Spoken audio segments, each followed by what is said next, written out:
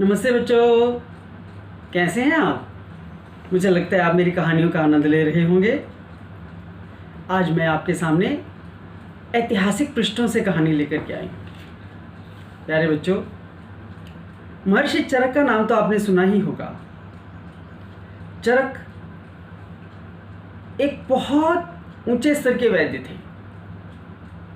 उन्होंने कई शोध किए और चरक संहिता में उन सबको समायोजित कर दिया। तमाम वैद्यों के लिए वो एक आदर्श हैं।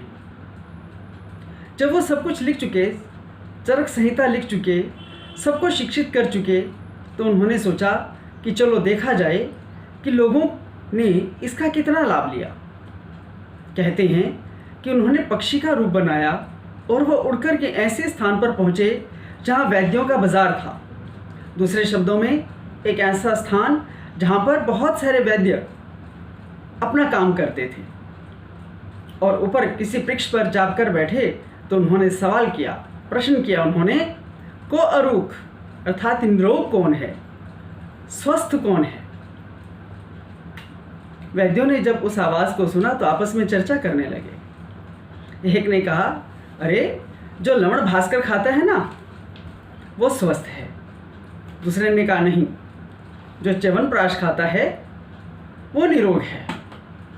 एक तीसरे ने कहा, नहीं, जो चंद्रप्रभावटी खाता है वो निरोग है। चरक ने ये सुना, बहुत अफसोस हुआ। कई जगह पर वो गए, सब जगह ये सवाल किया, को अरूख निरोगी कौन है, स्वस्थ कौन है। किसी ने भी संतोषजनक उत्तर नहीं दिया। प्यारे बच्चों, निराश होकर के वो एक नदी के किनारे बहुत बड़े पेड़ के नीचे जाकर के बैठे। उन्हें दूर से महान चिकित्सक वाघभट्ट जी आते हुए दिखाई दिए। उन्होंने फिर पक्षी का रूप बनाया और पेड़ पर जाकर के बैठ गए। फिर उन्होंने सवाल किया, को अरूप निरोगी कौन, स्वस्थ कौन। वाघभट्ट जी ने यह आवाज़ सुनी तो रुक गए। उन्होंने कहा, हितभुक मितभुक ऋतभुक। दोबारा सुनिए, हितभुक मितभुक ऋतभुक। चरक ने अपना पक्षी रूप छोड़ा और नीचे उतर आए। उनको प्रणाम करते हुए कहा वाघभट्ट जी को, आप सही समझे हैं वैद्यराज। हितभुक मितभुक ऋतभुक, क्या होता है ये हितभुक मितभुक ऋतभुक। प्यारे बच्चों, निरोग रहने के लिए, स्वस्थ रहने के लिए हम जो कुछ भी खाते हैं उस पर विचार करना ज़रूरी है। उन्होंने पहली बात कही, हितभुक अर्थात आप ऐसी वस्तुएं खाएं जो आपके स्वास्थ्य के अनुकूल हों।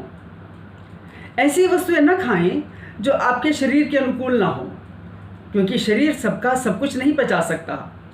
किसी को कुछ अच्छा लगता है, किसी को लस्सी पचती है तो किसी को दूध पचती है, किसी को मक्खन पचता है तो किसी को घी, किसी को फल तो किसी को मेवे।